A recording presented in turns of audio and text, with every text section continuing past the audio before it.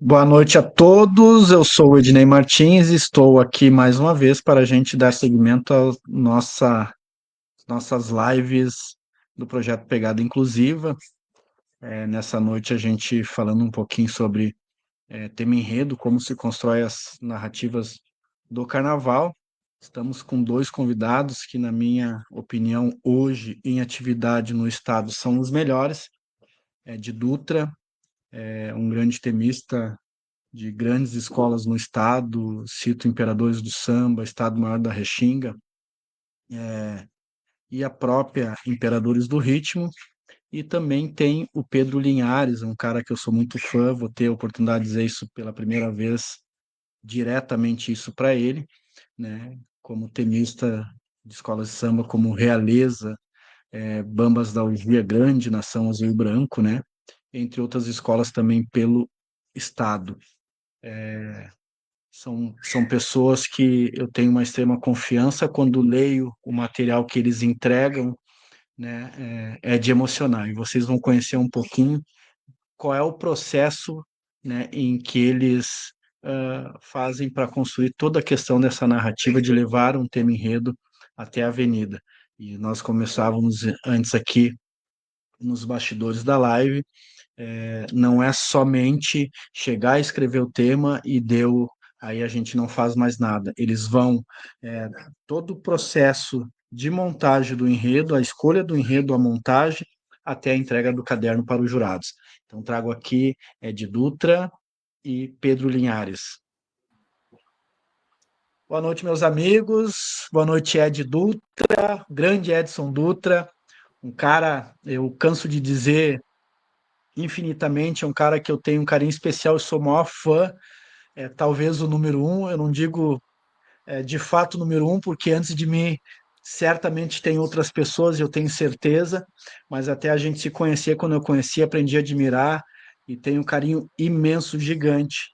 E dizia na abertura da live aqui que pela primeira vez eu vou ter a oportunidade de dizer isso pessoalmente, né, diretamente ao Pedro também. Boa noite, Pedro.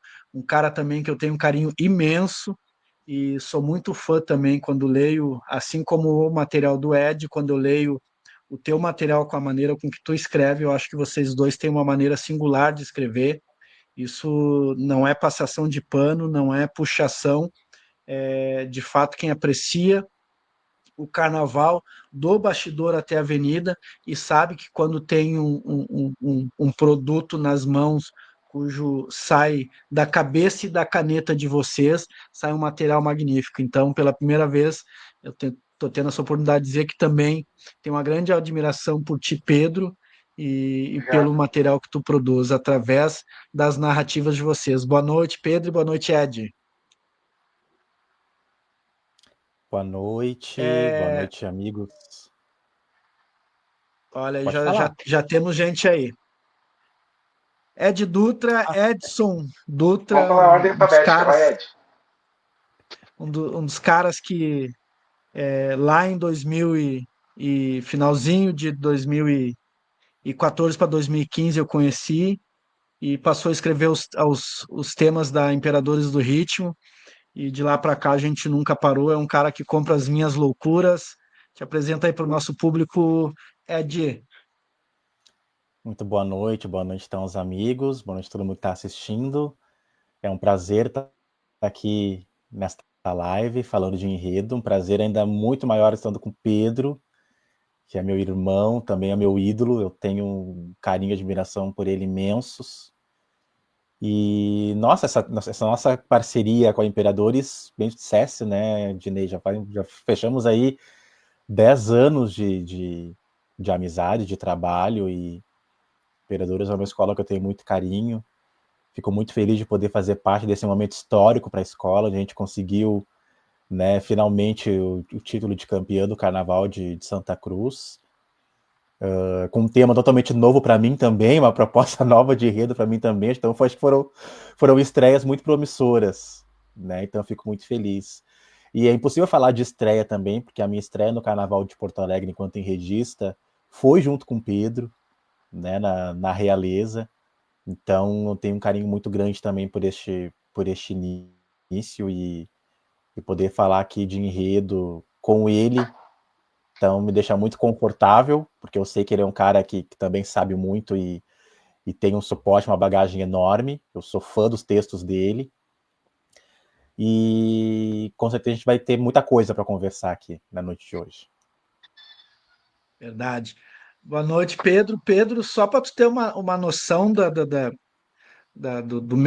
meu carinho e respeito pelo que tu escreve, por ti, pelo que tu escreve, que quando a gente estávamos construindo o tema da Imperadores 2025, lá atrás, no início, quando eu disse para o Ed, Ed, é isso, a gente conversou qual era a linha que podia ir, e como Sim. disse o Ed, foi um tema de estreia para ele, porque ele também foi algo novo, falar de orixalidade, é uma coisa que o Ed tem uma, entre aspas, dificuldade por não ser, né, de matriz africana.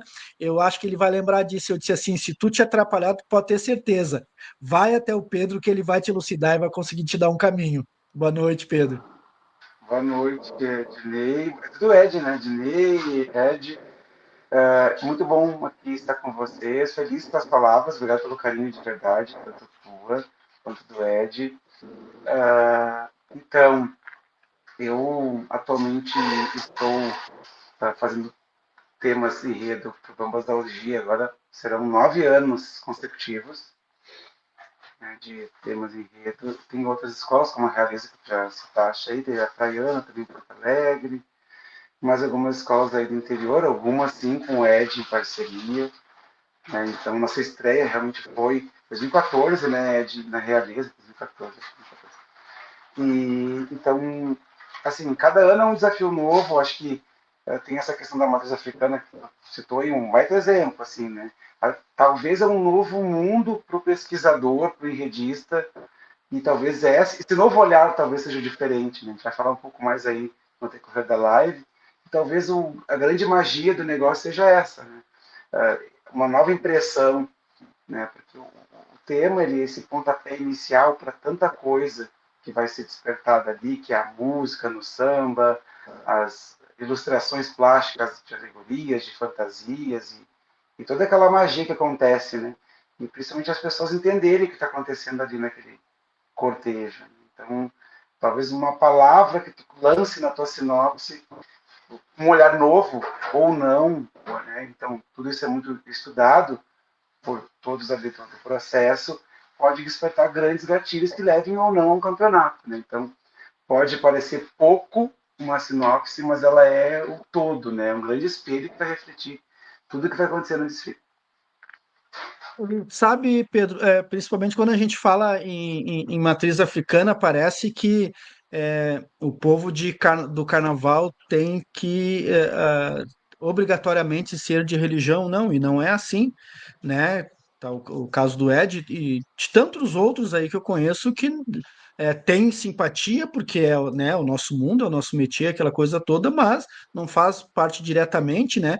E o fato de não ser também não desabona o desconhecimento, não, porque tu também não é obrigado.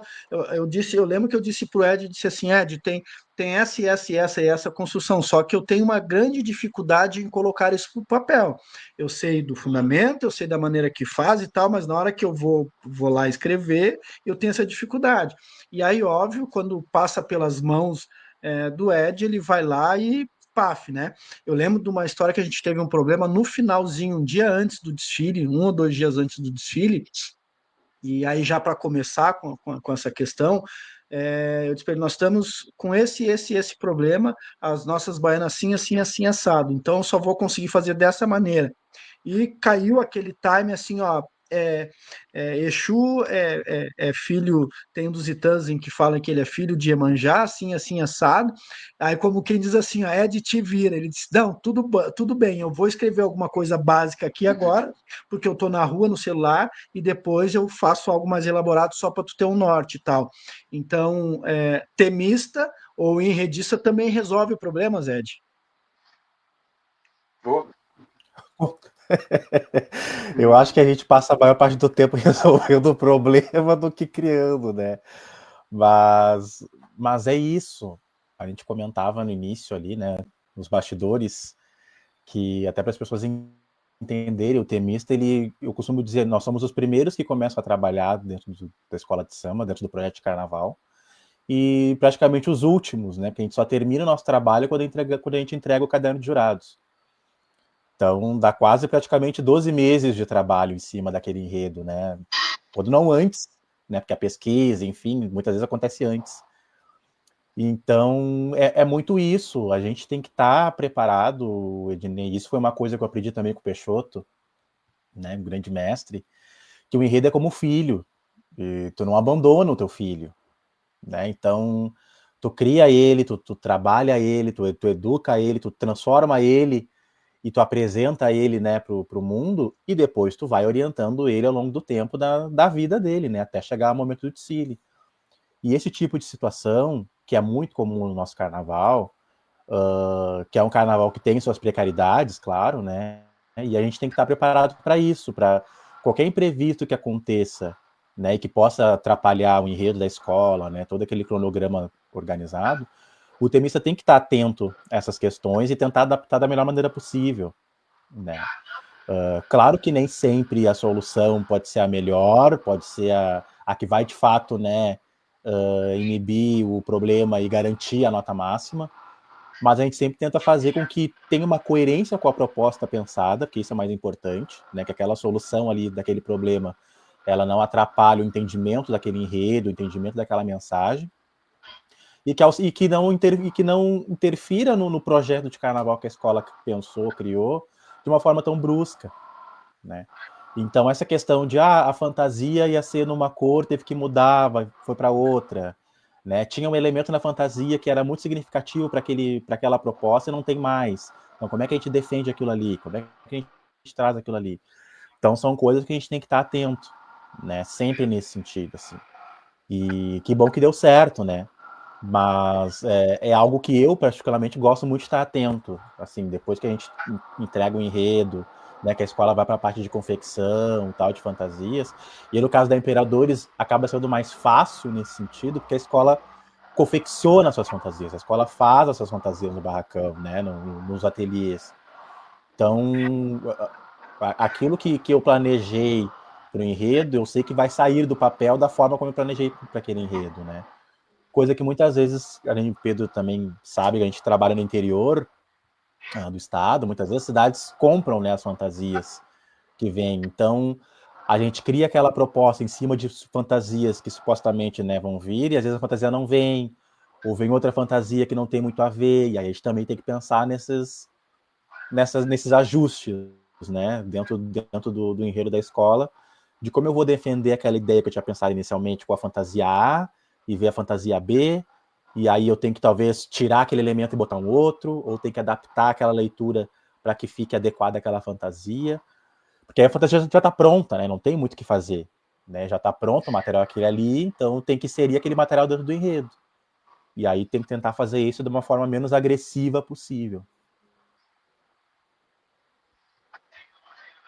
E o Pedro, qual é quais as artimanhas e artifícios que o Pedro se utiliza para resolver esses incêndios, Pedro? Que antes da gente começar pelo início, de fato, né, pela narrativa, como se constrói, como é que é a escolha, como é que tu consegue fazer essas mudanças repentinas, às vezes, quando dá um problema pontual numa ala ou num adereço que quebrou?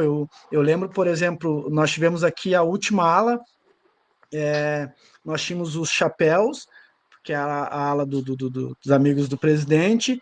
Eu tinha 4 ou 5 de chapéu, e o restante dos chapéus ficaram dentro do carro, e as pessoas que iam desfilar na ala não foram para o barracão. Quando nós chegamos na avenida, tinha 20 pessoas, 15 sem e 5 com. Aí eu fui tirar, não, mas não é para tirar, porque eu fui, não é a questão, não, aqui não é beleza, é paridade. Se a gente quer ganhar alguma coisa, então todos têm que sair sem, né? Eu lembro de uma pergunta de uma amiga minha que pediu para desfilar nessa ala. Ela disse: Ednei, o que tu acha das mulheres desfilar com um leque na mão? Não, fulana, não tem problema das mulheres desfilar na mão, desde que todas as mulheres desfilem com um leque na mão e que esse leque seja o mesmo estilo de leque. Não basta eu ter todas as mulheres, uma com leque preto, outra com vermelho, outra com branco, outra com lilás, outra com dourado, né? Para que a gente não passe a despontuar em questão, né, na questão paridade, fantasia. A gente não tem conjunto como quesito, mas de certa forma o jurado tem esse olhar para ter o conjunto da ala, não do desfile. Como é que tu faz para te virar nessas horas, Pedro? Então, até assim, até para o pessoal que acompanha ou vai ainda nos acompanhar sobre esses conceitos, né, de tema e enredo, eu gosto sempre de trazer um ponto, né? A gente aqui em Porto Alegre, especificamente, ali, o nosso pessoal aqui, quando se trata de enredo, a gente é muito mais do que temista, né? E eu acho curioso as observações que o Ed trouxe, que tu traz agora. No restante do Brasil não é assim que se trabalha, tá? Geralmente é feita uma pesquisa, né? Ele é muito mais condensado no texto, tá? No levantamento de dados, né? A gente aqui em Porto Alegre, não é nem no Sul, tá? Em Porto Alegre a gente tem uma tradição, né? Os tenistas barra carnavalescos anteriores já faziam dessa forma, nos ensinaram assim, e assim a gente vem seguindo. De uma certa forma, é uma responsabilidade bem maior, sim, mas de outra a gente aprende muito mais a sair dessas situações, né? Então, respondendo agora a tua pergunta, fica um pouco mais fácil, porque eu, Ed, e todos que convergem aqui na nosso tempo, espaço de história de tema e enredo, a gente pensa muito parecido. A gente entende bem como o Ed falou ali, que o Peixoto nos ensinou, é um filho. Né? Isso não é comum no restante do Brasil. Em Porto Alegre é bem específico.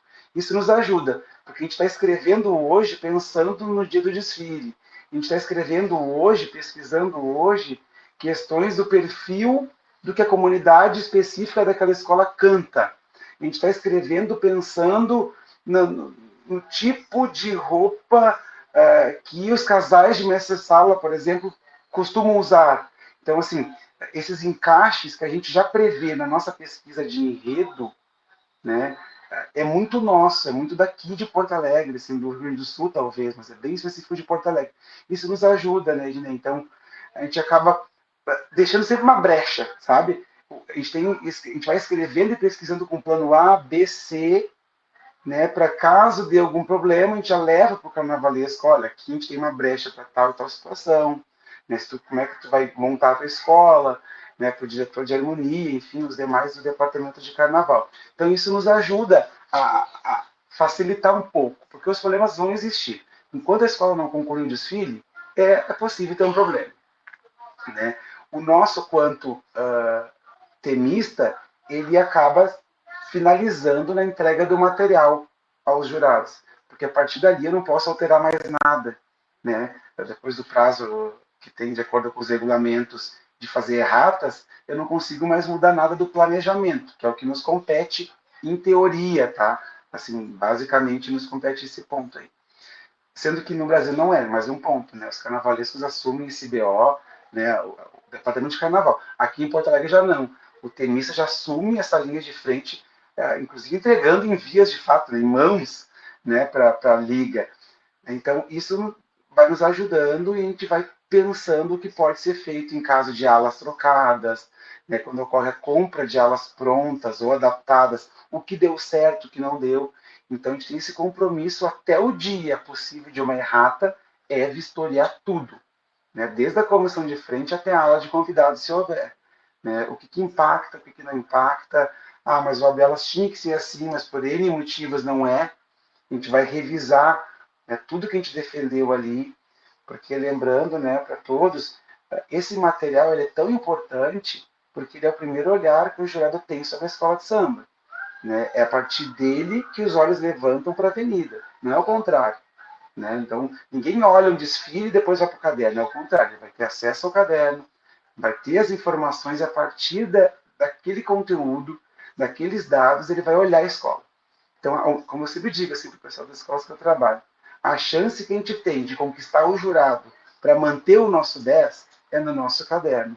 É a única forma de comunicação que eu tenho com o jurado, né? É através do caderno. Então, eu que tenho que me obrigar, né, a entender o meu dever de sinalizar para ele, ó, ala 1 tem esse nome por causa disso, disso, disso. Observem que as cores são essas por isso, isso e isso. O formato é esse e vou justificando. É ali que eu vou fazer um roteiro justamente por isso.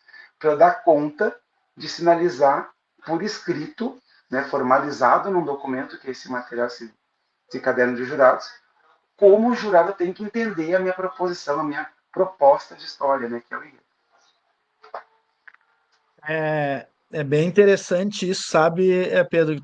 Segunda-feira nós tivemos a live de Samba Enredo e eu lembro quando o Ed nos entregou a sinopse de Exu, que eu não tinha convicção ainda de que seria o enredo, eu teria ido para um outro caminho, né? Mas fui convencido.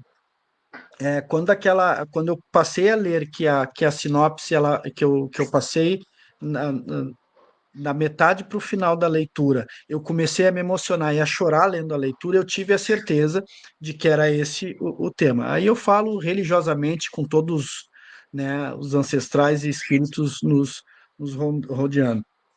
E aí a gente passou para a questão do samba-enredo, né, que eu gosto de dar o pitaco, de vez em quando eu dou uma canetada ali, e aí eu tenho meu parceiro, que é o Felipe Medrado, que é diretor cultural lá do Estácio, um baita compositor, inclusive ganhou os últimos 2 festivais lá no Estácio, inclusive o de 2024, Estandarte de Ouro.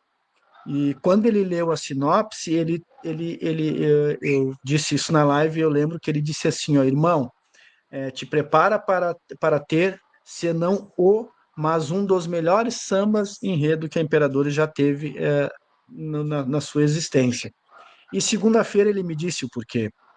E disse para o público que nos assistiu o motivo pelo qual. Ele disse: é, quando há uma sinopse muito bem escrita, não tem erro. O samba ele sai muito bom. Agora, se a sinopse, eu não lembro abóbora com não sei o que ele falou lá, uma expressão que ele usou que ele disse que utilizam muito lá no Rio de Janeiro. Quando a sinopse não é tão bem escrita, sai abóbora com alguma coisa lá que ele comentou. Então, mas para chegar nessa questão dela ser bem escrita, quais, Ed, tirando o louco do teu presidente aqui que te liga e te diz, ó, o tema vai ser esse, e te vira, o que tu utiliza, como é que é feita a tua escolha quando tu sugere o enredo para uma escola de samba? O que tu analisa, quais são os critérios, enfim, o que tu faz até chegar a versão escrita daquilo que tu propõe para uma escola de samba? É uma situação bem particular, Ednei, porque a gente, quando fala que uma sinopse está bem escrita, tem vários fatores aí, né, que trazem esse entendimento de uma sinopse bem escrita, né? E aí são os perfis de escrita de cada um, né? Eu sempre gosto de trazer uma pontinha de uma emoção, de algo que pegue, né, nessa questão da emoção da escola, mas muito também porque eu tenho esse olhar de emoção comigo, né? Então é uma escrita muito particular minha. Assim como eu vejo, por exemplo, nos textos do Pedro, o Pedro já tem uma sensibilidade muito mais aflorada que eu, por exemplo, né? Eu sinto isso. Mas uma sinopse bem escrita, para mim, é aquela que eu consigo ler e entender o enredo de ponta a ponta, né? Entender a mensagem que a escola vai trazer. Então não é nem tanto, claro que influencia, nem tanto a forma como aquilo está disposto no papel, né? Porque é claro que é importante, mas principalmente se a ideia da escola está bem entendida, né, dessa uma página, 2 páginas que seja, né?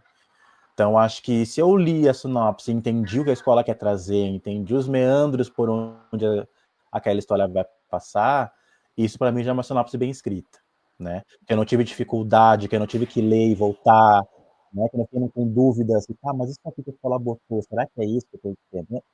E quando começam a surgir dúvidas no meio da leitura, é porque o negócio não está muito bem, né? Então, o estilo de escrita de cada um, e depende, tem gente que pode ser que não gosta do meu texto, não gosta do texto do Pedro, enfim, né? Porque são perfis de escrita diferente. Mas a sinopse bem escrita é aquela que desenvolve o trabalho, né? Desenvolve a ideia do enredo. Então eu sempre procuro mesclar um pouco isso, assim, sabe? E até é muito engraçado porque imagina, eu trabalho com enredos há praticamente 15 anos escrevendo, né? Bastante tempo. Mas a maioria dos enredos que eu escrevi foram enredos a pedido das escolas. Poucas vezes eu, Ed, propus ideias, né? Propus as temáticas, assim, botando na balança, né? Então, e não que isso fosse algo ruim para mim, a escola pediu, não vai ser a minha ideia. Não, muito pelo contrário. Eu acho que, às vezes, quando a escola me pede um tema, já gera um desafio de eu querer fazer aquele enredo, porque é uma ideia que, em tese, eu desconheço, e eu vou, então, me envolver naquela pesquisa para poder extrair e surpreender e atender essa pesquisa das escolas, né, da escola que está me sugerindo. Então, eu também, quando tem esse enredo que me é proposto, me motiva, né, a pensar num desenvolvimento interessante, a pensar num caminho bacana que eu consiga, claro, como eu falei, traduzir aquela ideia que a escola quer trazer e, ao mesmo tempo, de surpreender a escola com aquela temática, com aquela proposta, né. Então, acho que basicamente é isso. Aí, claro, como é que a gente constrói isso? Muita leitura, né, e aí ler de tudo, né, claro que hoje eu faço doutorado, né, sou doutorando em comunicação, eu pesquiso carnaval, então óbvio que o carnaval hoje é meu objeto de estudo também, né, mas eu não leio apenas carnaval, eu gosto de ler de tudo, então eu leio livros, né, de romance, de drama policial, eu leio jornal, eu leio a revista, eu leio tudo, porque básico, né, de português, a leitura te propicia um maior vocabulário, te propicia maior fluidez na escrita, então uma coisa vai puxando a outra, né. E quando a gente tem uma variedade de leitura e de ideias, isso ajuda na criatividade também, ajuda a buscar, né, outros caminhos, porque hoje dificilmente a gente vai ter um enredo 100% inédito em todo o país, em todo o estado, né. Salvo raras exceções, geralmente os enredos acabam, as temáticas acabam se aproximando, se repetindo, então o enredo que a gente vai trazer é esse diferencial, né. Então a leitura influencia muito nisso. E o exercício da escrita, né, eu gosto de exercitar a escrita também, então eu leio bastante e exercito a escrita bastante, né, eu ali produzindo textos, trazendo ideias, né, criando algumas crônicas, né, no computador mesmo, ou no papel. Isso também é uma ferramenta que auxilia, né, a não deixar a escrita muito viciada. Teve um momento que eu achei, né, nessa minha trajetória, eu estava com uma escrita muito viciada, usando as mesmas fórmulas de criação de sinopse, de criação de texto. Então, não, vamos ter que exercitar isso aí. Então, a gente intensifica um pouco mais o exercício de escrita, varia um pouco mais as leituras, né? Leio o texto dos colegas, né, de cronistas, de carnavalescos, para entender também de que forma eles estão trazendo as ideias, as propostas, os caminhos. E aí a gente vai criando a nossa base, né? Mas, basicamente, o meu preparo é esse, a leitura, exercício de escrita, né? E essa é a motivação pessoal, de tentar surpreender a escola para tudo aquilo que ela me propõe.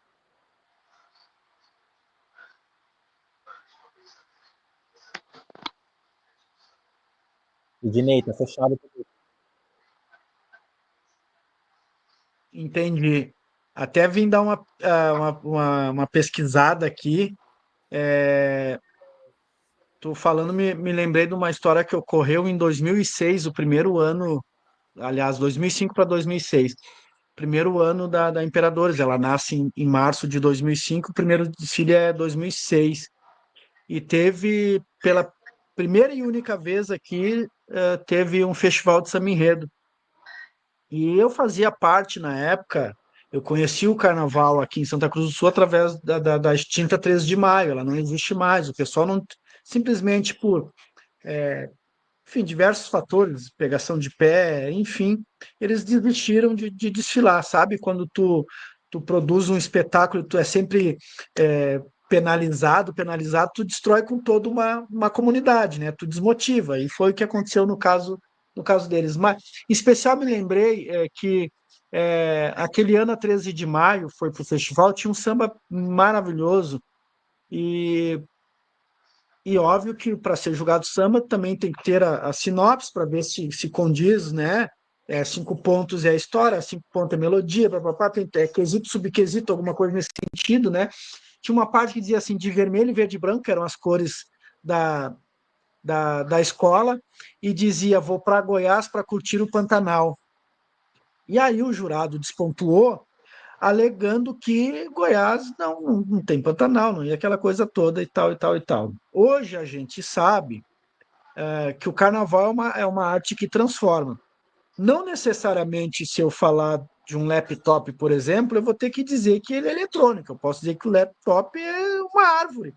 O carnaval aceita esse tipo de narrativa, né? E tem muito jurado que julga pelo que conhece, o que hoje a gente sabe que é errado. Ele tem que julgar pelo material que ele recebe, né? A partir dessa premissa, que ele tem que julgar pelo que o que ele recebe, o material que ele recebe. Por exemplo, o Pedro falou, a sinopse dos Bambas da Orgia Carnaval 2025 foi Mãos. Como é que foi para montar um tema com a riqueza que foi, né, para falar sobre mãos, que a gente sabe que mãos são ossos, pele e unha, e só. Mas claro que a gente sabe que a cigana lê o destino através da mão e outras coisas. Como é que tu fez, Pedro? Então, assim, até voltando um pouquinho, né, do que eu estava falando, até, não digo corrigido, mas reforçando um pouquinho a informação, né? Claro que a gente, o olhar do jurado é o que nós indicamos no material, mas também não pode ser uma coisa totalmente infundada, né? Bater de frente com a história, com questões lógicas, né? A gente vai viajar, sim, vai ter algo subjetivo, mas ele tem que ter um fundamento muito bem construído em todo o material. Não adianta eu dizer que tem uma, né, inverter um fato histórico e aquilo não se manter, né, não conseguir se sustentar no teu universo, né, e ficar evidente que tu usa um artifício por alguma necessidade. A gente sabe que no carnaval de hoje em dia, por questões financeiras, geralmente a gente acaba tendo essas adaptações, né? Ah, vou ter que colocar lá a Xuxa, porque eu comprei uma ala de Paquitas numa história sobre escravizaura. Então, assim, não pode ser uma coisa que não converse, que, né? Ah, mas o meu material está dizendo que o sonho da escrava era ser a Paquita. Não, olha só, tem limites. Então, assim, tem que se sustentar, né, durante todo aquele universo. Tu cria um universo. E agora, respondendo a tua pergunta, eu acho que, a nossa proposição sobre as mãos era algo mais simbólico, né, porque a gente tinha ali, assim, já dado o carnaval como findado de 2025, né, a gente tinha uma situação que era o início de uma nova gestão, então todo o planejamento é novo, né, a gente tinha questões financeiras que impactavam diretamente no que a gente poderia apresentar para a escola. O Ednei caiu, não sei se a gente continua ou te fica, não sei agora. Acho que estamos ao vivo ainda, né? Vou continuar. E assim, baseado nisso, a gente pensou num tema que, a gente pudesse de fato entregar para as pessoas algo que fosse minimamente entendível, que a gente conseguisse de fato colocar na avenida a nossa proposta, mas também a gente pensava muito no samba. O samba não pode ser algo muito didático, muito direto, muito reto, que vai ficar muito não cantado, não vai empolgar, não vai emocionar. E a escola tem essa característica, né? É um novo elemento aqui para nossa listinha de conceitos. Né? A gente tem que sempre relevar nesse processo de construção da narrativa do enredo essa realidade que a gente está inserida, né? Desde a questão de estrutura da escola, né? Isso vai questão financeira, quantidade de componentes, como a escola costuma se montar na avenida. Isso são pontos que a gente tem que relevar. E também o tipo de samba que aquela comunidade gosta de cantar, né? Aquele pessoal gosta de botar a mão no peito e chorar.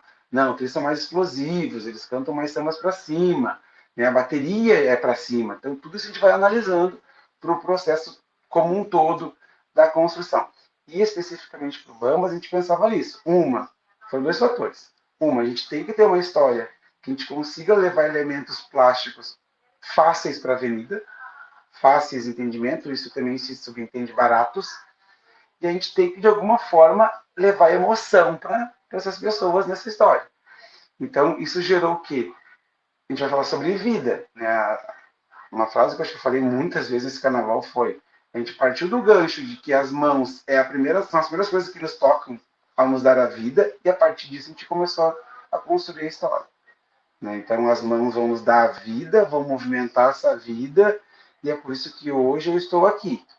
Né? Então, assim, e aí o gancho da solidariedade, que são essas mãos unidas, a gente usou justamente para atender o segundo fator, que é o fator emoção. A gente vai usar o fator solidariedade para poder trazer um samba legal. Então, a história se constituía de as mãos que dão a vida, as mãos que produzem coisas, e a gente focou muito na arte, né? As mãos que fazem as expressões artísticas, e terminou com essa existência, nessa resistência do viver, que são umas adversidades, né? Que a gente encontra ali um abraço, um aperto de mão, um carinho, que são feitos pelas mãos. Então, esses foram os links que a gente criou para poder fugir daquilo de o goleiro com a luva, sei lá, manicure, que também são importantes, mas que aí ia abrir um leque infinito, né, de coisas. Então a gente limitou para essas mãos da vida e essas mãos da escola, né? Assim, era as mãos da ótica de Bambas da Orgia contando, né? E isso foi muito, muito bacana de acompanhar. Eu participei da transmissão, né, do Carnaval esse ano pela TVE, TV Brasil, e a gente recebe, né, o material dos jurados também, né, para poder fazer a narração. E foi muito bacana isso que o Pedro contou, né, dessa trajetória do desfile do Bambas, da narrativa que o Bambas trouxe. Foi muito bem explícito na Avenida, e entra muito, Ednei, naquilo que tu citasse, né, do que muitas vezes o jogador ele avalia com aquele histórico que ele traz, e o que também não é de todo errado, mas ele tem que avaliar aquilo que de fato está ali no material, né, dele, enfim. E é isso que o Pedro disse, o jurado ele não poderia citar, eu não gostei porque não falou da manicure, não falou da parada de mão, quando a gente coloca a mão no chão e vira, né, planta bananeira, porque isso não era a ideia do enredo. Né? Então, o jurado ele vai avaliar dentro daquela proposta da escola, e aí essa opção de narrativa, né, que é um artifício que a gente cria, a gente, quanto enredista, cria para poder direcionar a ideia, é nisso que o jurado vai se apegar e é nisso que ele vai ver a pertinência do enredo.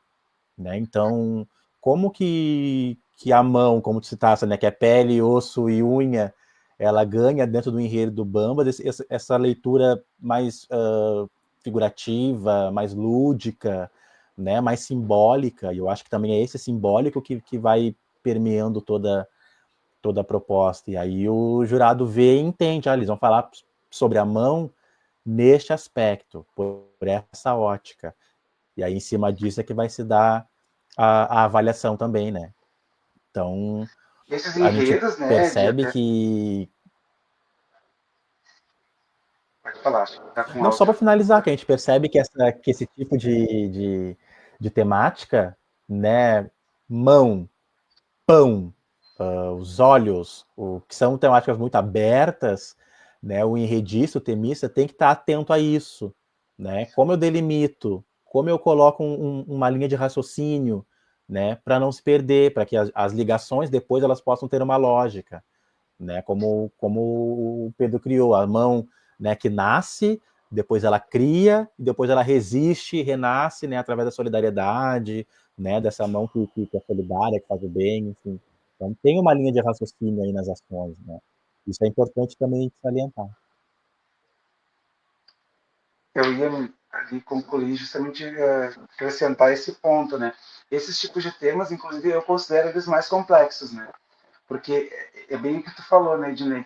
É muito mais fácil tu contar uma história com ouvidos já preparados para essa história do que com ouvidos que não estão, né? Que tu tem que criar a intenção, tem que criar a pertinência, usando a palavra que o Ed colocou. Esses muitos subjetivos, como foi esse das mãos, e tem tantos outros por aí, eles exigem um grau de convencimento muito maior do que o enredo histórico, um de homenagens, um que cite um fato concreto. Né? Porque todo mundo... vou falar sobre a independência do Brasil. todo mundo tem imagens, assim, na cabeça do que espera da independência do Brasil. Então, além de ser um fato histórico, já tá enraizado no senso comum o que eu posso esperar. Então, tu se apoia nisso e até a tua brincadeira, o teu devaneio do carnaval, ele fica com mais sentido. Né? Assim, fazendo uma analogia bem rasteira, mas que ajuda. Se a pessoa entende uma piada ali, o contexto, tu contar uma piada para aquela pessoa, ela vai rir, né? Agora, se ela não entendeu a pegadinha, ou se em outro idioma, ela não vai rir. Então, assim, quando tem um terreno preparado por um fato histórico, algo noticiado, algo que todo mundo tem uma opinião sobre, tu convence mais fácil, tu engaja mais fácil. Agora, uma história nova, né, totalmente criada para aquele 1 hora e pouco de desfile, tu tem exatamente aquela 1 hora e pouco para convencer de que aquele argumento ele é forte. Né? Então, assim, esses enredos mais abstratos, eu particularmente considero os mais difíceis. Assim, não tem como ser mais difícil do que um enredo que exige uma autoafirmação a cada ala, a cada verso do samba. Esse é o mais complexo. Porque O Ed ele depende, como você falou, ele depende do repertório de quem está assistindo, né?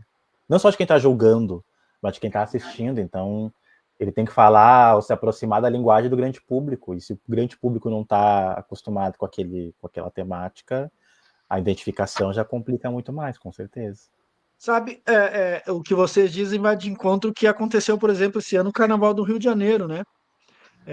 O grande polêmico Paulo Barros disse que não gosta de temática afro, porque para ele é tudo igual, né? Algumas pessoas discordaram, ele foi esquincalhado na rede. Eu, particularmente, não gosto do estilo Paulo Barros de produzir carnaval. Não é um estilo que eu, Ednei, gosto. Eu sou do carnaval, produção, escultura, sabe? Aquela coisa mais, né, mais raiz, é escultura. Claro, hoje com os movimentos, aquela coisa toda, mas é o carro preenchido. Sonho em fazer um carnaval grandioso dessa maneira aqui na minha escola e na minha cidade. Mas para mim, carnaval, se não tiver escultura, num carro alegórico, não é. E o Paulo Barros, ele produz os carros, a grande maioria, com interação humana, aquela coisa toda. Teve o carro do DNA, teve aquele outro carro do Pavão da Tijuca, que, né, fazia toda a coreografia, aquela coisa toda. Então é um estilo que eu não curto, mas respeito pelo QI dele em produzir um espetáculo que ele produziu. Por exemplo, o carnaval que eu admirei dele foi o Carnaval da Portela, campeã, né, em 2016, se eu não me engano, né, 2016, né, 16 ou 17, principalmente em especial aquele carro, né, com relação ao desabamento lá que houve, né, enfim, aquela coisa toda. Então, para mim, aquilo ali, para o meu gosto, aquilo de fato é carnaval. Mas ele foi esquincalhado por dizer que, de uma certa forma, é o óbvio. A gente não viu ainda escola de samba no Rio de Janeiro, talvez em São Paulo, falar sobre um tema afro, sobre uma proposta diferente. Eu entendo ele, né? Embora ele não tenha sido compreendido. Todo mundo acha, por exemplo, aqui, o pessoal acha que falar de África tu ter a palha, né? Com um tecido prateado, não sei, tu fazia essa mistura. Zebrado, tigrado. Né? Então, tem essa distinção de fato, não tem, dá para fazer, não dá para fazer, e para completar ainda, o tema afro, a gente sabe que é tema afro, beleza. Se a gente for falar lá do Zumbi, é um tema afro, né? Se a gente falar de Iracema, é um tema indígena. Mas como a gente falava aqui nos bastidores, se vocês puderem, né, num curto espaço aí para que o povo entenda, mais simplificado, qual é a diferença de um tema afro, de um tema CEP, de um tema lúdico para uma homenagem, que já o nome já diz, né? Eu pergunto isso para vocês porque em alguns lugares, sobretudo no interior, para o pessoal tudo é homenagem, né? Ah, vocês vão homenagear o quê? Não é quem, né? Homenagem para mim é quem. Né? Por mais que seja um tema CEP, mas é uma homenagem a uma cidade também, que seria as duas coisas, homenagem e CEP, né? Ou como eu conversava ali, né? Ou qual é o samba enredo de vocês, como se o samba fosse o tema? Não, o samba é uma parte do tema, né? Então, qual é a diferença? Pegando esse gancho, tem como fazer um tema afro diferente, né? Na visão de vocês, e acredito, na minha opinião, acredito que dê, né? Sobre qual lógica, e a diferenciação dos temas lúdico, afro, CEP, enfim. Pedro, vai contigo.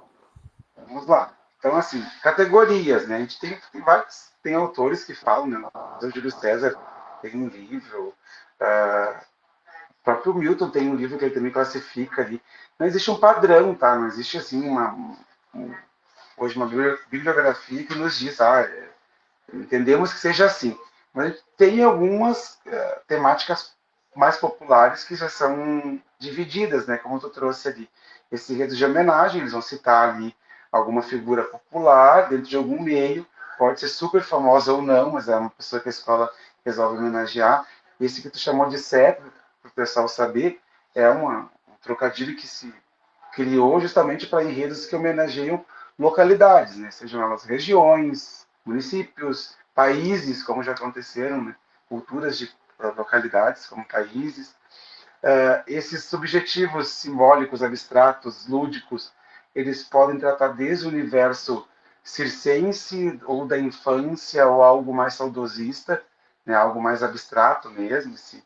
A gente tem esse entendimento de, como a gente vinha falando das mãos ali, né?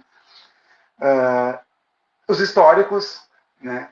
E aí depois tem eu acho que isso já dá conta de boa parte, e aí tem os que eu acho que são a nata do negócio, e aí vou complementar essa explicação falando sobre Paulo Barros e também sobre temática afro, né? Que é a opinião do Paulo Barros sobre isso. Eu, se fosse por mim, se fosse o dono do carnaval do mundo, para mim eu ia ser um pouco radical, mas se não fosse a totalidade dos enredos, mas 75% ou mais deveriam sim ser de temática afro ou indígena. Eu acredito que a gente não pode deturpar uma cultura, uma arte que tem raízes nesses povos, né? Por interesses pessoais, mas infelizmente tem outras questões. E aí tem essa camada, respondendo ali, tem essa camada de enredos de protesto. Eu chamo de enredos de protesto, que eu acho que é um gancho que ele é para todos os outros, né? Mas ele tem aquela famosa moral da história e uma raiz social que eu acho que o carnaval tem que cada vez mais reverberar, né? Não só se alimentar, mas como devolver para as suas comunidades, né? Que são esses enredos que a gente já viu no Rio de Janeiro, ou bem recente, fazendo bastante número, agora nos últimos anos tem menos, mas são esses que colocam ali os questionamentos de preconceitos, de condições sociais, críticas a sistemas, como o sistema político do nosso país, né, os sistemas N que nós temos na sociedade. Então, assim, basicamente são esses, né, que nós temos. O Ed pode complementar aí com os que ele entender que são importantes, mas são basicamente dessa forma que a gente olha as temáticas de enredo. Então, a gente tem essa questão lúdica, que devaneia, brinca um pouco mais. A gente tem a questão de homenagens, citações a localidades, esse enredo geográfico, barra CEP, ou antes. Tem os históricos, que vão trazer os fatos históricos mais diretos, e esses de protestos, de cunho social, que eles são mais questionadores dos fatos, eles trazem o lúdico, ou, enfim, o saudosismo, ou o próprio carnaval para contestar uma situação. A gente viu muito Bastão Clemente brincando com temas de protesto. Mas também tem outras escolas, a própria Beija-Flor, Mangueira, as escolas trazem temas com outro tom, né? Um tom de protesto mais rígido, né? Então, mas por isso que eu gosto desse do protesto, porque ele dá conta de abraçar os outros, né? Ele não elimina tanto os outros. Não, perfeito, perfeito, Pedro. E eu particularmente gosto de trazer essa questão do social nas temáticas, né? Dar uma pincelada, pelo menos, naquela máxima de que o enredo ele tem que ter um propósito no final. né? A gente não cria, a gente não fala só por falar, né? A gente tem que deixar uma mensagem no final. Mesmo que talvez essa mensagem não fique tão explícita, né? E o que marque o enredo seja um samba, ou uma alegoria, ou uma palavra, como a gente vinha brincando antes, né? O enredo do pudim, o enredo não sei o quê, embora não seja aquela palavra ou aquela imagem, né? O ápice do enredo, né? O cerne do enredo, mas eu gosto de trazer essa pincelada, assim, e aí brincar com essas possibilidades que o enredo proporciona. Voltando um pouquinho, respondendo a pergunta do Ednei, essa grande questão com os temas afro, né, de temática afro, né, que muita gente também, muita gente discorda e muita gente concorda também com Paulo Barros, né, a gente também não pode ignorar isso, tem muita gente que concorda com ele, né, de que tem muito enredo afro, Não mas o tenha Pedro coragem trouxe... de falar. Ele teve a coragem de falar, e o Pedro trouxe uma palavra muito certa, assim, a gente não pode desvencilhar a origem dessa manifestação. A escola de samba, ela é preta, ela é pobre, ela é periférica, e ela aglutina essas raízes brasileiras, ela aglutina o índio, ela aglutina o negro, então temáticas, né, de cunho afro-brasileiro, indígena, enfim, tinha que ter sempre, todo ano tinha que estar, a gente tinha que ver esse tipo de temática no carnaval.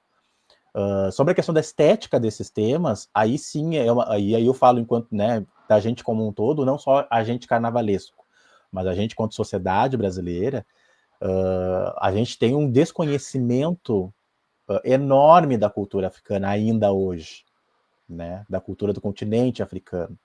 A África é múltipla, e a gente acaba reduzindo isso, né? E claro que foi uma marca dos carnavais, né, dos anos 60 que se perpetuou até hoje, nessa marca estética, né, do carnaval da palha, do tecido zebrado ou tigrado, né, do sisal, dessa coisa mais rústica, e isso se perpetuou até hoje, assim como a temática futurista, que a Mocidade trouxe em 85, né, com os metalóides e tal. Ainda hoje, quando se fala em futuro em carnaval, se lembra dessa temática, do prata, né, do prateado, Neon. do metalizado, do neon, como se o futuro fosse só isso, né? Então, são marcas estéticas que acabam se perpetuando no carnaval. Mas a gente, enquanto sociedade, tem um desconhecimento muito grande. Então, isso também bloqueia com que a gente entenda e pesquise, vá atrás e investigue outras formas de trazer esse plástico visual e essa narrativa de enredos que contem sobre a África ou contem histórias, né, africanas no carnaval. Então, eu acho que fica aí para a gente também se puxar, né? E aí fala a gente, como eu falei, como um todo, a sociedade brasileira, nós carnavalescos, temistas, a gente tem que ter esse desprendimento de ir atrás mesmo, buscar um pouco mais dessa cultura africana, dessa cultura brasileira, e entender que a gente pode sim criar outras formas de narrativa sem ser essa que a gente vem reproduzindo há mais de 60 anos, né?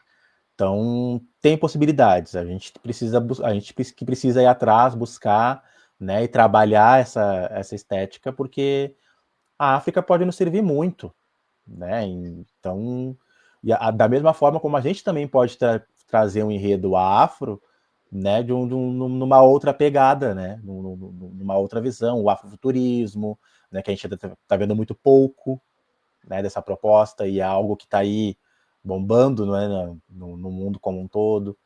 Então são questões que é interessante, falta para a gente esse desprendimento de entender, né, de ir atrás buscar, assim como a gente faz com a cultura, né, grega, como a gente faz com os romanos, né, que a gente olha ali e a gente fica facilmente. Mas a cultura africana não é só a palha, o sisal e o fazão, né, ela tem muito mais coisas, né, a se pensar, a se trabalhar.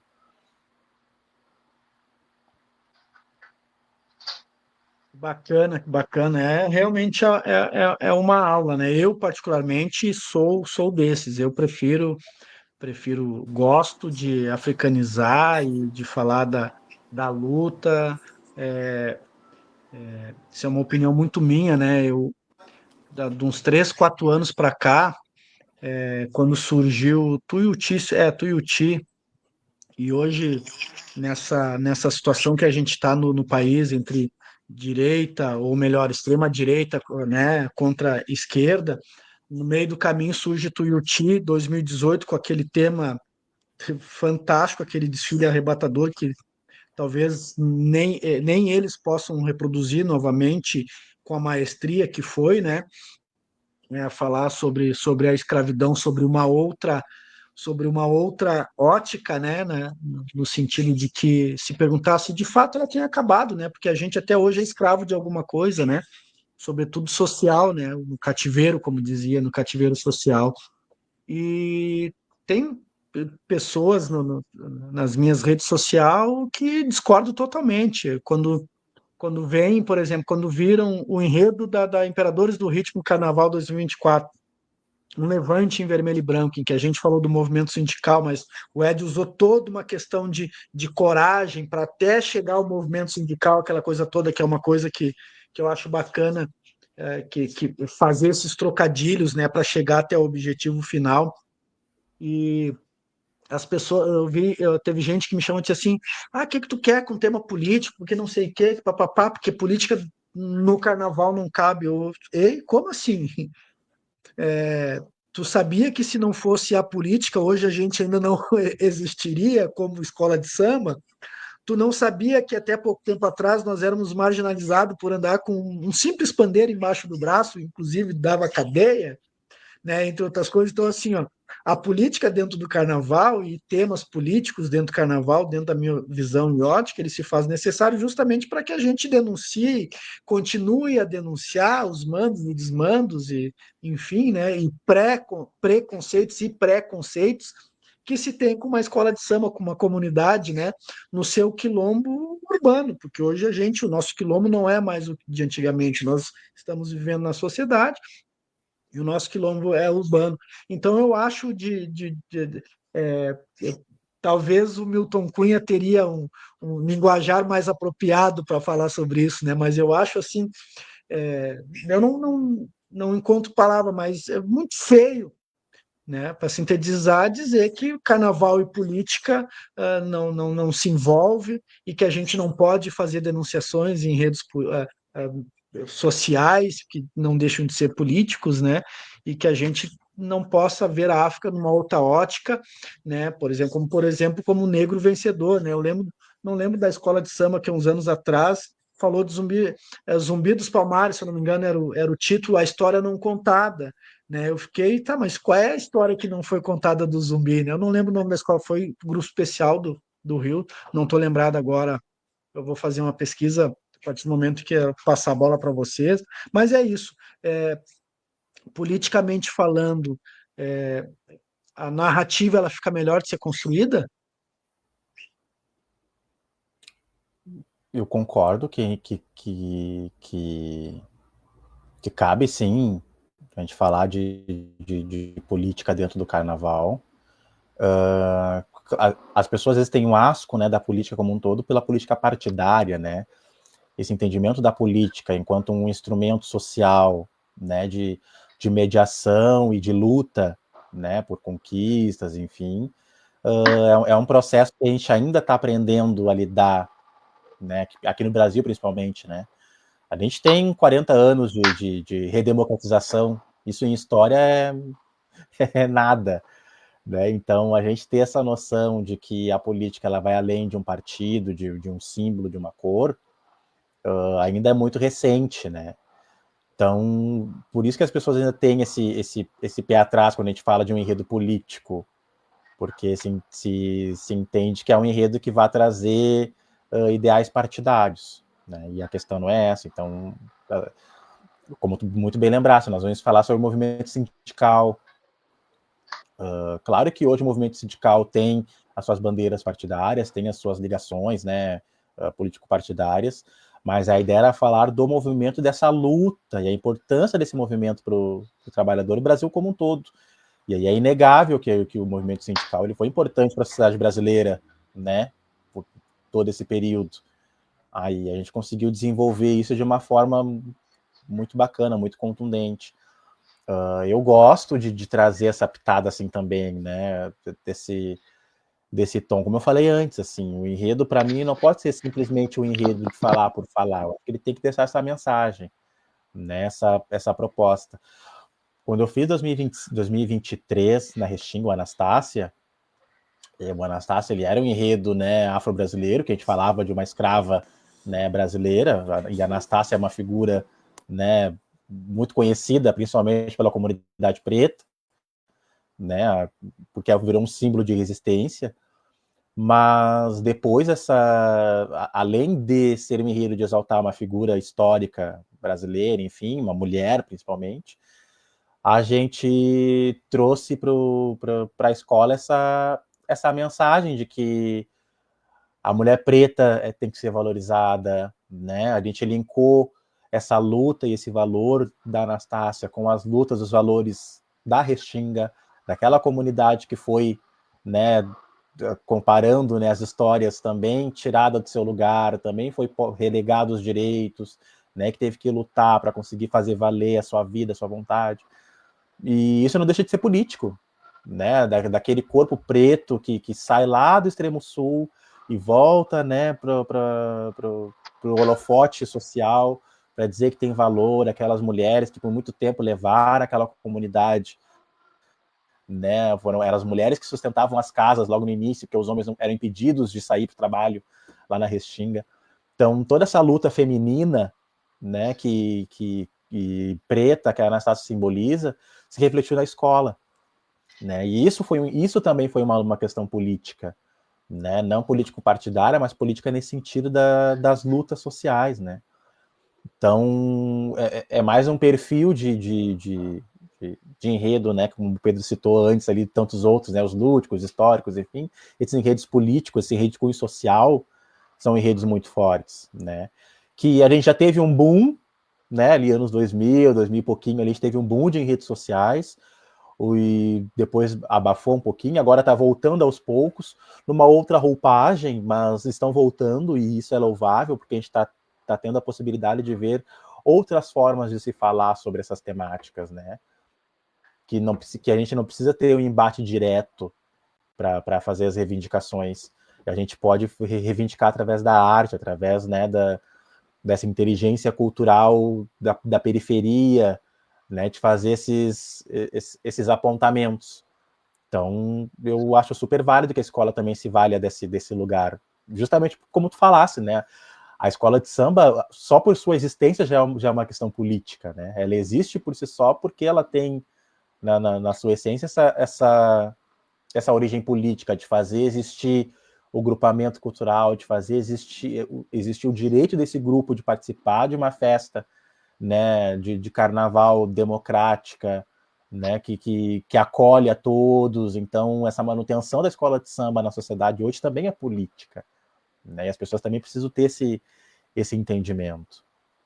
Não sei o que o Pedro Pedro, acha disso. um poder, como é? Poder do povo preto cantar o popurrí, um altar de negros forros, o céu vai colorir. A bicharia me chamou pro Calundu, mas estou de volta, sou Negalu. Sim, é político?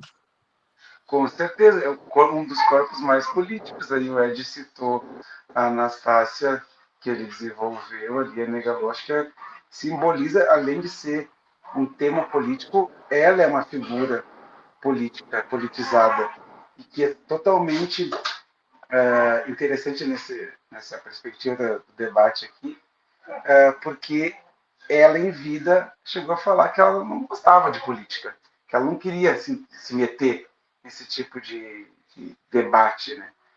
Justamente na criação de grupos, né, da ONG Somos, ali tem um cenário histórico ali que faz com que ela, ei, isso não é para mim não, e justamente por essas críticas e preconceitos que as pessoas têm em relação a esses debates sociais, né? Então, eu acho que o carnaval ele não pode perder essa essência de oportunizar, né, as informações e os conhecimentos. Então, é difícil da gente desvencilhar, né, do senso comum que um ato político ele é um ato que parte de um indivíduo, né? E parece que nunca isso vai ser coletivo, né? Todas as ideologias, né, quando elas são permeadas de um olhar de, né, é de alguém esse olhar. né? Então, só que aquilo pode ser compartilhado, aquilo pode ser discutido. Não é porque a escola está trazendo uh, algum tema, algum cenário da atualidade, ou algum fato da atualidade, é que não está disposto a discutir aquele assunto. Claro que, ideologicamente, quem desenvolve aquela história tem os seus valores ali, não tem como tirar. Não existe artista sem valores impregnados na sua obra, não tem como. É um ser humano que, por mais isento que tente ser, não vai ser, né? Mas aquela é uma obra que, quando tu pare, né, quando sai de ti, ele é de domínio público, e nesse domínio público ele está disposto ao debate. Eu acho que se as pessoas olhassem esses temas mais politizados dessa forma, inclusive para um tom de debate à crítica, seria mais proveitoso, né? Mas é que, infelizmente, por interesses pessoais, é mais fácil manobrar com que a gente não discuta, não se crie mais espaços, né? Porque tu já veta na escola, veta na família, veta na sociedade, veta em espaços como de cultura como o carnaval, é tudo que muita gente quer, né, que aconteça. Mas a gente tem que ser resiliente e tentar. Acho que a gente, como artistas do carnaval, a gente pode manobrar, como o Ed trouxe, ele maquiar um pouco e levar as histórias de uma maneira que não bata de frente com esses interesses pessoais e acabe pegando mais um gancho de que as pessoas, né, o público, o povo tenha contato com conteúdos que não vão ter em outro espaço, não vão ter em outro local. E como é que tu lida, Pedro, com a torção de narizes com relação à tua escrita, algum enredo? Como foi lidar, por exemplo, com a Negra Luna Realeza? Embora o povo, né, gostou, adorou, mas certamente alguém torceu o nariz, né? Ah, sempre tem, assim, mas assim, uma coisa que hoje é o Pedro de hoje, tá? Acho que eu de alguns anos atrás não pensaria assim. Mas até essa crítica mais ferrenha, essa bem negativa, assim, de não gostei, horrível, eu não faria assim, acho que não tem nada a ver, essas bem mais pesadas, até essas a gente tem como tirar um proveito, né? Não que tu vai se moldar a ela e se atender aquele pedido de mudança, mas muitas vezes tem uma certa lógica, porque parando para pensar na perspectiva de que a gente faz uma obra para gosto popular e tem uma pessoa, pelo menos, que não foi contemplada, ela tem que ser ouvida. Né? Então, ali tu vai tirar algum proveito, alguma mensagem para aprender e melhorar para o próximo. Né? Eu acho que basicamente é isso. Mas não é fácil, não. Não é legal. Assim, ser criticado sem fundamento é muito ruim. Né? Acho que quando tem fundamento, acho que é mais fácil de digerir, tu entende, mas quando não tem fundamento, não tem argumento, né? É só por gosto. Aí tu fica um pouco, assim, chateado, que parece que pessoaliza, né? Personaliza a questão, mas aí, cada ano a gente vai aprendendo um pouquinho mais, vai amadurecendo. Hoje eu estou mais cascudo para isso, então eu consigo levar para o lado do aprendizado mesmo. Eu lembrei, pegando essa pergunta do Ednei, no Carnaval de 2020, quando o Imperadores homenageou Iberê Camargo, eu lembro de ter uma crítica num dos comentários, acho que no Facebook, na época, enfim, no Instagram, sei lá eu. Uma pessoa comentou assim que desfile equivocado, a escola veio toda colorida, o Iberê não é colorido, né? E aí eu pensei, nossa, né, a gente que passou ali meses pesquisando, né, e trabalhando essa proposta, essa questão para trazer alguém que veio de fora e que conhece talvez uma fração da obra do cara, né, trouxe essa crítica, assim, né, de que a escola estava equivocada porque trouxe colorido e o artista não era colorido, né. Mas, claro que a gente não leva pro coração, não cria essa celeuma toda, mas é algo que a gente tem que estar preparado, né, para lidar, porque a gente não é unanimidade, né, e se a gente vira unanimidade, alguma coisa de errado está acontecendo, se ninguém critica, se ninguém tem um olhar, né, mais criterioso com aquela proposta, não a crítica pela crítica, como você falou do não gostei, eu não gostei. Não gostou por quê? O que tu acha que pode ser ajustado? O que tu acha que pode ser, né? Qual o olhar que tu daria nessa ideia, nesse ponto? A gente é aberto também nesse sentido, né? Porque a gente faz a pesquisa, a gente lê, a gente cria, mas a gente não é o dono da verdade, né? Então, às vezes, podem ter detalhes que a pessoa observa, que faz sentido que esteja ali, né? Alguma coisa que a gente pode ajustar para que fique numa forma melhor entendível para as pessoas. Então, é tudo isso. Mas a grosso modo, assim, eu procuro não dar muita bola para quem não construiu nada assim como eu estou construindo, sabe? Já aconteceu de outras vezes as pessoas virem, né, dar pitaco no enredo e exigir isso, exigir aquilo, e eu tipo assim, tá, mas o que essa pessoa já fez? O que ela já criou? Qual é o entendimento dela dentro dessa área que eu estou fazendo aqui, né? Se é algo só da cabeça dela, porque tem que ter, porque ela acha que tem que ter, porque é isso, bom, então não, né? Mas quando é de artista para artista, ou de quem já tem experiência dentro desse trabalho de carnaval, principalmente, eu sempre procuro parar, ouvir, né? Não que eu vá atender tudo aquilo que me demandam, mas eu acho que parar, ouvir, ponderar é sempre importante, né? Porque às vezes é uma diquinha que vai transformar aquele enredo e vai transformar aquela ideia, vai trazer uma outra luz, né? Com relação a isso. Mas com relação às críticas, a gente sempre tem que estar preparado, porque sempre vai ter alguém que não vai gostar do tema, não vai gostar da forma como está falando, da forma como está fazendo. E aí eu já trago um outro ponto, que até, Ednei, vou roubar um pouquinho o teu posto de entrevistador, que eu quero conversar e perguntar para o Pedro com relação a isso, porque a gente que cria um enredo, o Pedro me falou muito disso, assim, né, que não tem como a gente criar um enredo sem ter as nossas impressões, o nosso histórico, né, nessa ideia, né, aquilo que a gente carrega, né, nossas experiências estão ali, nessa criação. Ao mesmo tempo que aquilo é a nossa voz, é o nosso olhar enquanto pessoa ali, e que vai depois ser abraçado por toda uma escola e tal. Eu queria que tu falasse, Pedro, dessa responsabilidade disso, né? Porque aquele discurso que vira o discurso da escola de samba como um todo é o teu discurso, é o discurso do Pedro, que pensou para a escola, mas na real é o Pedro que está pensando pela escola, né? Como tu lida com essa responsabilidade de trazer esse discurso, assim? Porque isso eu acho que é a grande responsabilidade do temista. A escola de samba, ela tá levando aquilo que ele pensou enquanto artista. E aí, quando a escola abraça a ideia, né, que dá a liga, que bom. Quando não dá, já é um outro tipo de trabalho, né? Já é um outro tipo de moldagem, né, para poder aquela proposta seguir. Assim. Então, eu queria que tu falasse sobre essa responsabilidade da tua criação, do teu pensamento virar o pensamento de 1.000 pessoas, 1.500 pessoas, 2.000 pessoas que vão passar na avenida. Tem até a ver com a crítica do enredo da Negalu, né? Eu acho que eu não ouvi, tá? Não chegou até mim, né? Uma crítica negativa, assim. Tá? Mas o cuidado que eu tenho é de permitir as vozes antes da minha, sabe?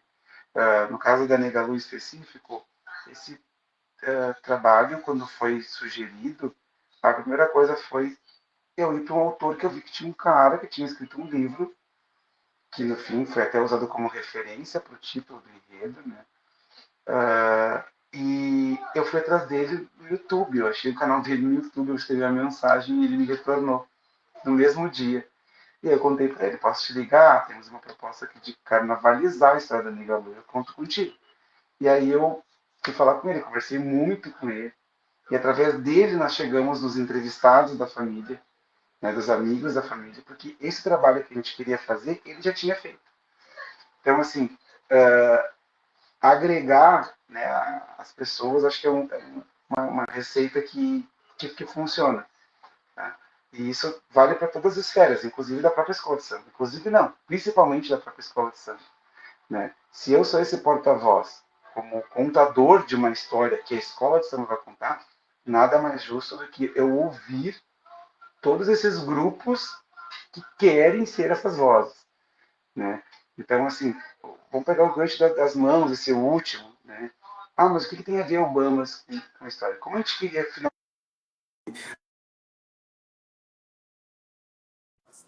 Estão me ouvindo agora? Acho que mudou o meu fone e caiu. Ouve ainda? Sim, sim, sim. Tá. Caiu a bateria. O que a gente pensou, assim, foi muito óbvio falar das mãos que construíam a escola, né? Não os baluartes, quem dança, né? A gente falou muito assim, a bateria usa as mãos, os passistas usam as mãos. E a gente começou a questionar, pessoal, uma vez que o nosso tema é esse, o que tu entende sobre essa proposta? O que para ti é importante? E aí foi criando referências para a gente colocar lá no texto. Se for ver o texto, tem vários links assim do que o próprio samba faz com as mãos, né? A gente brinca um pouco até do que a gente falou antes do contexto social, né? A gente brinca e faz alguns ganchos do tipo a mão que espanca, né? Um instrumento para virar arte é a mesma mão que violenta, é a mesma violência, é o mesmo ato, né? O que muda quando está na escola de samba, né? Esse poder transformador do samba, do carnaval. Isso está lá na sinopse já dito. Né? Então, acho que o que minimiza, tá? Acho que não tem como eliminar. O que minimiza é tu permitir essas vozes falarem antes de ti. Né? E isso é uma questão muito de respeito, né? Então, os temas vão exigindo muito isso. Um outro fato que é curioso também, quando eu fui falar ali de Massacre de Porongos, na Realeza, que foi um efeito muito legal, o quanto eu me constrangia em falar dessa temática que daí o pessoal começou a chamar para live, a fazer entrevista, né? E eu, meu Deus, como é cômodo para mim, como uma pessoa branca, falar dessa história aqui. Que meu texto é totalmente o contrário do que minha cara aqui está representando simbolicamente, politicamente, né, socialmente, para esse contexto. E aí eu lembro de uma live ali que eu acho que foi do Instituto Federal, se eu não me engano, que eu chamei o Ed e o Gugu para compor ali a fala comigo. Né? E no fim foi ali um ponto para o Gugu entrar no projeto, inclusive. Então, assim, eu acho que é muito isso, sabe? Eu penso muito nesses processos da construção da narração para minimizar esses ruídos que vão existir, tá? Não pense que vai, vou fazer um enredo mágico agora que eu sou o cara e não vai ter uma repercussão negativa, né? Dentro da escola ou fora. O que tu faz para minimizar é justamente isso. Ouvir quem é de direito para essa história que tu quer contar. Né? Esse ano agora o Bamba vem com um projeto que ele originalmente é do Silvio, por exemplo. Né? Eu tinha uma visão totalmente diferente. Quando a gente sentou para conversar, eu falei, pode falar uma coisa? Não concordo com nada. E ele, como assim? Eu, não é bem isso, mas vou te explicar o meu e eu tinha uma outra forma de ver a história. E a gente foi conversando, tá, disso aqui eu não abro mão, aí isso eu também não abro. E assim a gente foi costurando, e a história que vocês vão ver na Avenida, ela é uma história que foi construída nessa reformulação, né? Vamos voltar aqui, né? Aqui a gente não criou um conflito, vamos voltar e entender como é que a escola se entende, né, nesse processo. Então, eu acho que a gente tem que, além da pesquisa teórica, que ela cansa, que é de leitura, que é de escrita, escreve, reescreve, apaga, faz tudo de novo. Às vezes, né, Ed, a gente tem 10 sinopses para fazer uma. E, meu Deus, olha as 10, não quero nenhuma, tá tudo ruim, não quero nenhuma.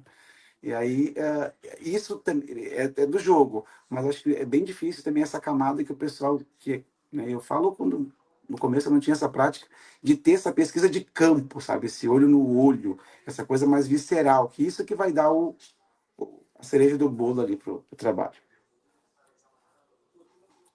Coisa linda. E o Ed, replicando a pergunta para o Ed Dutra, a mesma que ele fez para o Pedro. É uma bomba, né? É uma bomba, porque, como eu falei, eu acho que isso é a grande responsabilidade do temista, né? O teu discurso ser o discurso daquela escola, né? Se a escola abraçar. E claro que quando a escola abraça o teu discurso, vira o discurso dela, ela se apropria e ela complementa, ela acrescenta, ela sempre vai acrescentar, sempre vai complementar, ela sempre vai enriquecer aquilo que inicialmente tu está trazendo pro Tsiri. Isso é fato, né?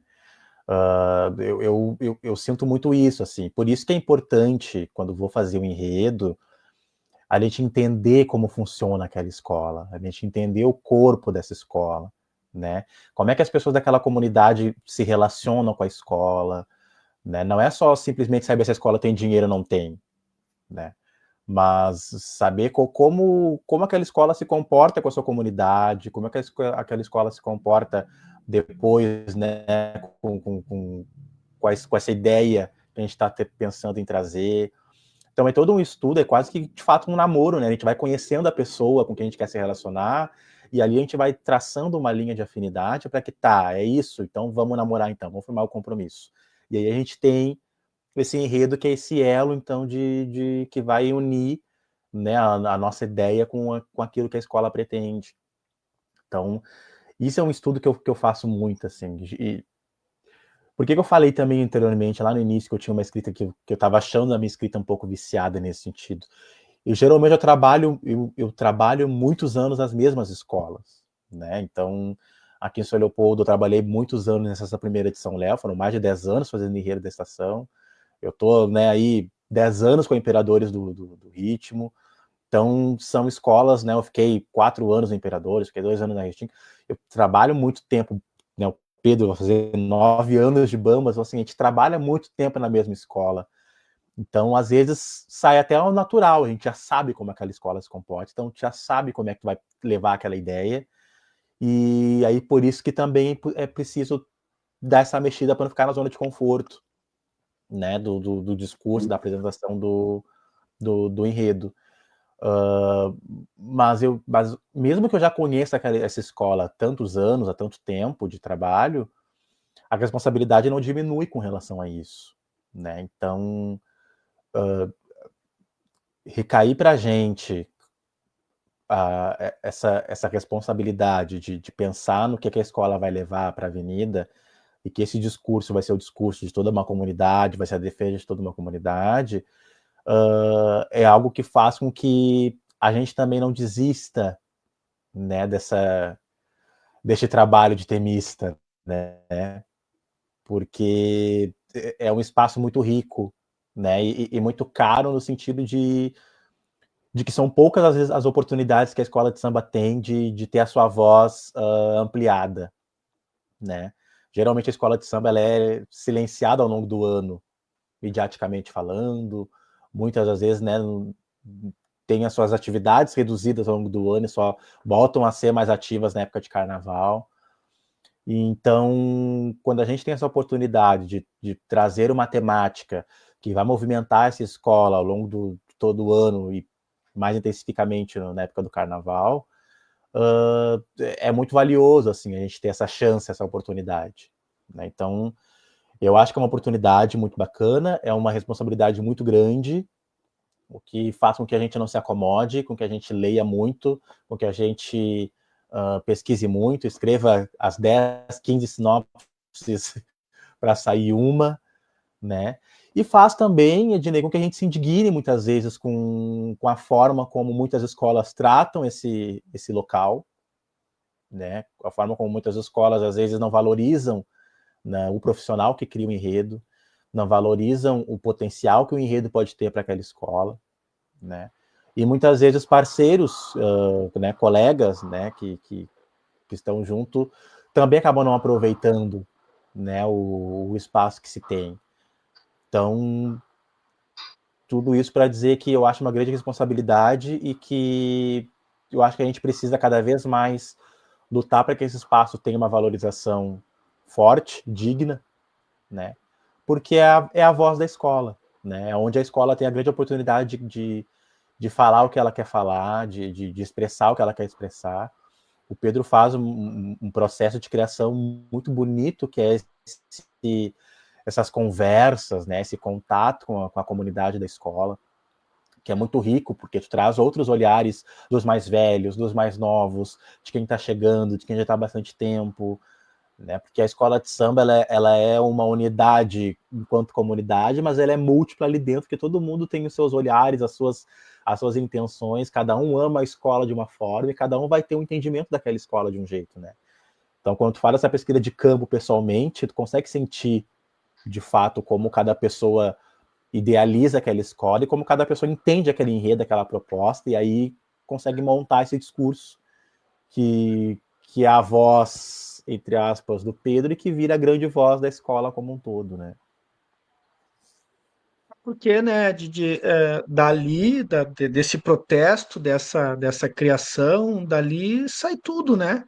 Sai a fantasia, sai o samba, sai o carro alegórico, né? Sai a coreografia da comissão de frente, sai, aqui a gente não tem o costume, né? Mas a Imperadores faz, sai a coreografia do casal de mestre e porta-bandeira. Então, se ali não tiver protesto, se ali não tiver indignação, se ali não tiver verdade, se ali não tiver criação, como diz, eu vou parafrasear o que o Felipe disse lá na segunda com relação ao samba enredo. Aí vai ficar um abacaxi com abóbora, né? E a gente não vai ter um bom samba, um bom desenvolvimento, bons figurinos e assim sucessivamente, né? Porque de fato é a base de tudo, né? A narrativa ela tem que ser muito bem construída. Eu não sei como é que é feito em outras escolas, eu sei o que é feito dentro da Imperadores e a gente conversa muito bem, né? O Ed marca, me pergunta, diretor, tal dia, tal hora tá bom para nós, vamos ver. A Imperadores está aí há pouco mais de 8, 9 dias aí de lançar oficialmente, né? Fazer a festa de lançamento do seu tema, que vai ser no dia 7 agora, na semana que vem. É um grande evento que a gente vai fazer e o Ed vai tá aí com a gente, vai apresentar o enredo pro pessoal. Mas eu só dei a ideia para o Ed, só tive 1 ou 2 pedidos, se eu não me engano, aliás, 3 ou 4, ele me negou 1 ou 2, né? Mas eu entendi de que ele precisa ter essa liberdade de criação, né? Eu também não posso, eu como presidente, achar que sou o cara que eu vou dar sempre a linha, né? Eu tenho que ouvir esse outro lado, né? Para que a coisa saia de fato. Afinal de contas, a gente vai lutar ah, ah, pelo um bicampeonato, né? Óbvio que foi muito bom ganhar, todo mundo quer ter essa continuidade, né? Mas acima de tudo, nós queremos de fato passar a mensagem, né? E essa mensagem vai ser através daquilo que da construção do Ed. Então, acho bem bacana. Primeiro, ele só diz assim para mim, presidente, ainda tenho trabalhos para fazer no estado, não terminou meu carnaval ainda.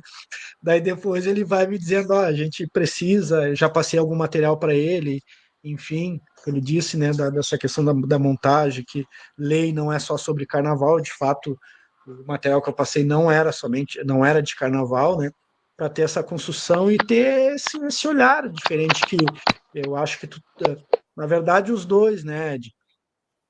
Por isso que eu digo, e ainda assim falando aquilo que o Felipe falou, né, tu imagina o material que foi entregue ao Adnet, né, para ter saído esses versos, né? Poder para o povo preto cantar o pupurri, um altar de negros forros, o céu vai colorir. A bicharia me chamou pro Calundu, mas estou de volta. Sou Negalu, a mesma coisa nós aqui, né? Exu, Odar, Eleru, Eluvaiá, Elegbara, Lonã e Mojubá. Então, é o material que vocês produzem, a sensibilidade de vocês, a maneira peculiar de cada um de vocês, que digamos, arrisco dizer que é meio que parecida, vocês têm uma condução parecida, né? Que faz o restante da escola de samba se sentir confortável, se sentir livre e, de uma certa forma, criativa para botar um carnaval na avenida, defendendo de fato a sinopse, né? Eu gosto muito de dizer isso. Eu tenho um grande problema aqui, e tu viu esse ano, quando eu te disse, tem um monte de gente querendo desfilar, mas quer tudo destaque, dá um jeito aí, vamos fazer não sei o que, não sei o que.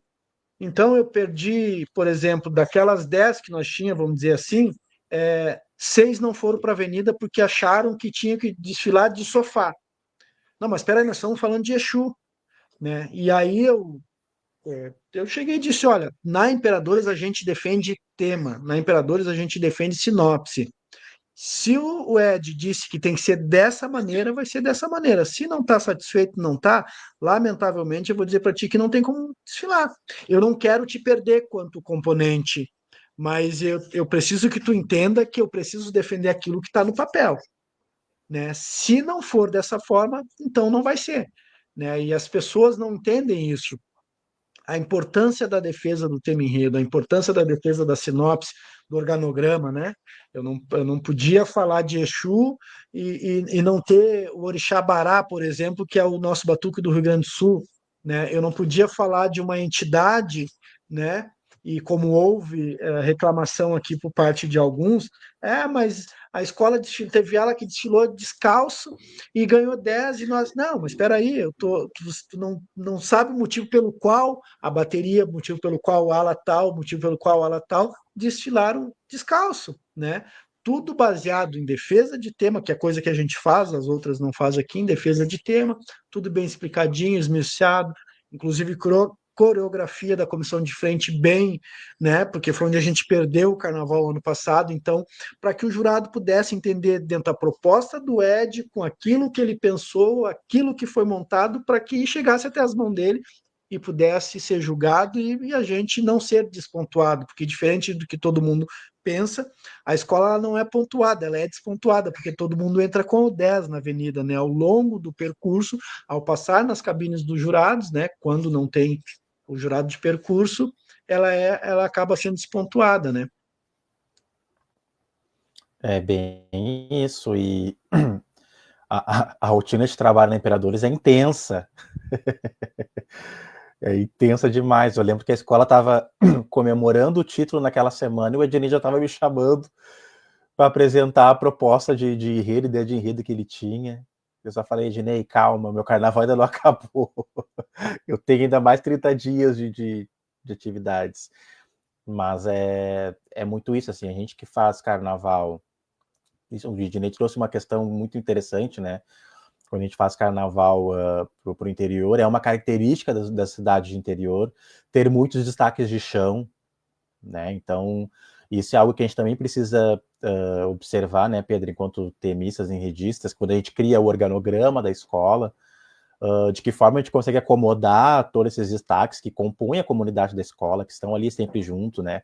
Às vezes muito mais presentes do que nós, que somos aqui de Porto Alegre, região metropolitana, e que as pessoas não se sintam excluídas por uma proposta de enredo, mas, como a Jenny falou, que elas entendam que elas também precisam estar, né, presentes dentro daquela ideia, né, dentro daquela proposta que foi feita, que não, hoje, infelizmente, ou felizmente, enfim, já não cabe mais fazer o carnaval e eu desfilar com a fantasia que eu tenho aqui todos os anos, né? Hoje a escola de samba ela tem uma ideia, e se a fantasia que eu tenho aqui, que eu quero desfilar, não cabe naquela ideia, eu preciso me adaptar àquela ideia, preciso ver como eu posso me encaixar ali, né? Não vai ser a minha vontade em detrimento de toda uma proposta, toda uma criação, né, de carnaval que envolve não só o temista, mas todo um departamento de carnaval, uma comissão, todo mundo que pensou, né, naquela ideia.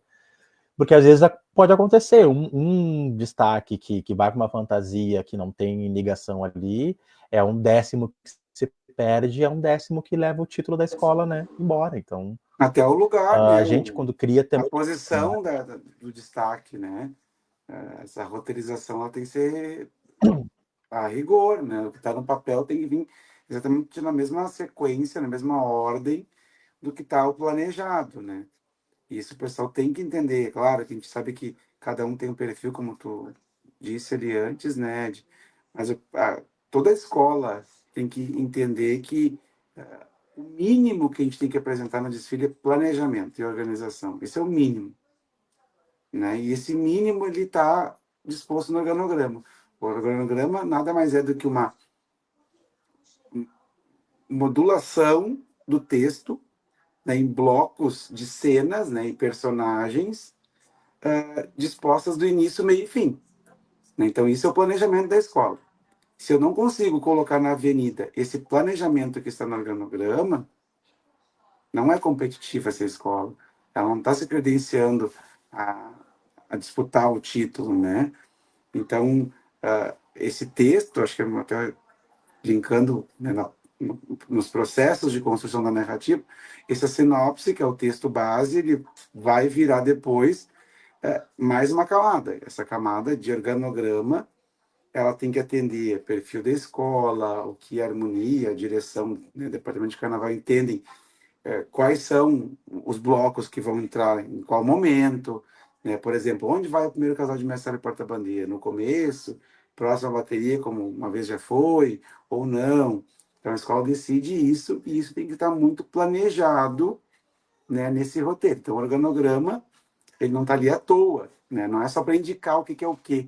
É quando aparece em cada personagem, né, qual a importância deles naquela história. Né? O organograma, ele nada mais é do que um mapa que vai indicar os cenários e os personagens da sinopse. Então, os destaques têm que estar super preocupados, assim como a escola, em estarem no momento certo da entrada e com o figurino, né, a caracterização adequada àquele personagem que eles estão representando. Porque senão a gente vai ter muitas pessoas que não contam nada da história, o que gera um problema, né? Então a gente tem um organograma comprido, mas não tem uma representação. Então a gente tem que atender as duas coisas, tem que estar na sequência do roteiro e representando aquilo que é pertinente àqueles momentos específicos da história, né? Perfeito. Ah, rapazes, meus amigos queridos, por mim eu ficaria mais umas 2, 3 horas aqui. A gente passava, virava 1, 2 horas da manhã, mas eu sei que a gente também tem compromisso, né? E logo, logo mais já é quinta-feira, né? Já é dia de TBT. Quero agradecer de coração a participação de vocês e eu tenho certeza que vamos ter outros momentos, né? Para que a gente possa elucidar e falar outras coisas também.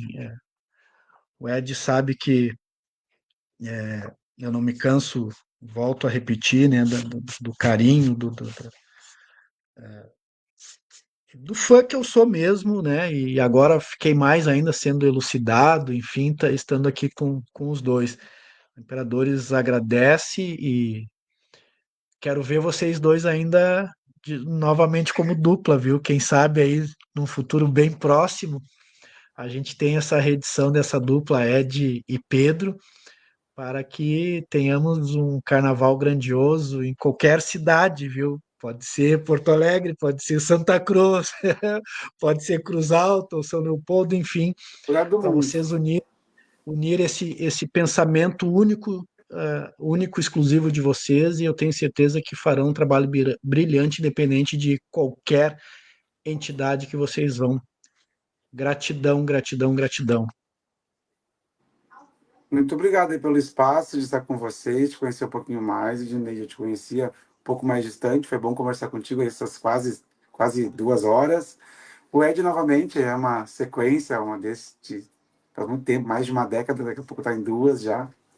E é sempre bom falar com ele de forma mais coloquial, mais formal aqui, como a gente está apresentando alguns temas mais conceituais. Mas muito obrigado mesmo pelo carinho, pelas palavras, pela troca. Fiquei muito feliz aqui de estar com vocês. Muito obrigado mesmo e a todos aí que estão nos acompanhando, nos acompanharam nessa longa conversa aí. Boa noite a todos. Também agradecer o convite, o espaço. Sempre bom falar de carnaval, sempre bom falar de enredo. A gente nem gosta muito, né? Mas enfim, a gente faz um esforço para poder vir aqui falar sobre esse assunto. Ednei, todo o meu carinho, meu respeito por ti. Eu sempre agradeço a oportunidade, né, de trabalhar com Imperadores. Tenho muito carinho, como eu falei lá no início, né? Tenho muito orgulho de fazer parte dessa história, de fazer parte dessa construção dessa escola, né? A cada ano a gente foi galgando um degrau, um degrau, um degrau até chegar no topo, e que a gente vai trabalhar ainda mais para conseguir manter, né? Independente de título ou não, mas manter o topo do trabalho, da excelência, da qualidade que a gente vem fazendo.